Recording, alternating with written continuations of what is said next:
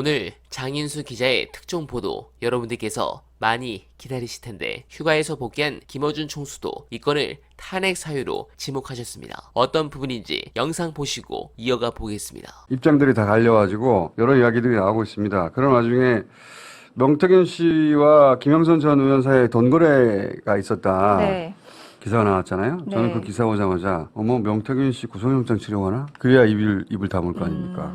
그 돈 거래가 정말로 문제가 있는 거래인지는 모르겠는데, 명태균 씨는 대응을 잘해야지. 안 그러면 조만간 영장이 영장이 나올 것 같다. 그런 전망을 제가 하나 해보고. 이 후속 기사 전체를 통틀어서 제가 생각하는 가장 심각한 포인트는 명태균 씨가 지난 2022년 보궐선거에서 다른 후보가 공천되는 걸 자기가 대통령과 통화해서 후보를 바꿨다고 주장하고 있거든요. 네. 이게 사실이면 이 녹취를 다른 사람한테 들려줬다고 하는데 이게 사실이면 대통령의 공천에 개입한 겁니다. 너무 명백한 거예요. 이건 탄핵 사유가 되는 거예요. 박근혜 대통령이 공천 개입했다가 징역 2년 실형 나왔어요. 네. 이게 사실이면 탄핵 사유가 되는 거고 가장 심각한 포인트라고 보는데 당시 수사를 지휘한 검사가 윤석열 서울중앙지검장. 네.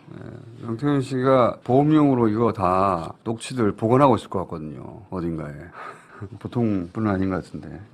그게 나올까요? 그리고 오늘 밤 9시에 장인수 기자가 MBC에서 퇴사한 장인수 기자가 최근에는 이제 본인의 유튜브 채널 저널리스트를 운영하고 있는 장인수 기자가 그 채널에 티저 하나를 올렸어요, 어제. 누군가의 녹취를 공개하는가 본데 그 녹취에서 등장한 사람들이 대통령 부인의 공천 개입에 대해서 이야기를 합니다. 네, 공감합니다. 명태균에 대한 보도는 아마도 이번 주 더 쏟아질 것입니다. 명 씨가 실질적으로 여론조사 업체를 운영하면서 입맛에 맞는 여론조사로 정치적 인맥이 매우 넓어졌고 그 중에 이준석 의원도 있으며 김건희도 있는 것이라는 게 지금까지 중론입니다. 그리고 김건희의 이름을 하도 들먹인 탓에 대통령 비서실 공직기강 비서관이 두 차례 명태균을 만나 경고를 주고 간 것으로 알고 있습니다. 당시 공직기관 비서관은 우리가 최혜명 특검 때 잘 알고 있죠. 아무튼 이런 내부적인 소스가 바깥으로 계속 흘러나온다. 이건 매우 심각한 상황이란 것을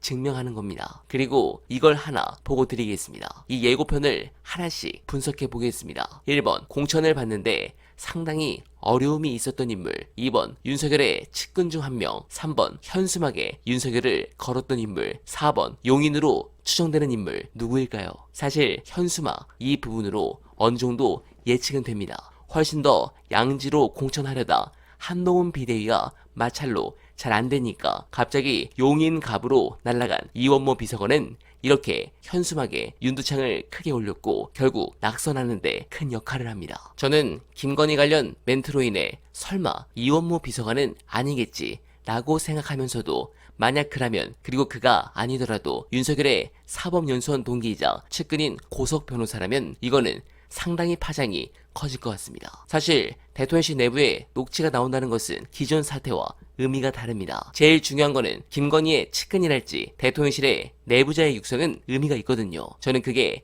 계속 나올 거라고 봅니다. 그리고 대통령실의 육성이 나오기 시작한다는 것은 뚝이 무너졌다는 겁니다. 그리고 이런 상황들을 조선일보가 절대 모를 리가 없습니다. 그래서 수십 년간 조선일보 최정점에 있었던 코어 세력인 김대중 전 주필이 이런 칼럼으로 마지막 경고를 하지 않았나 생각합니다.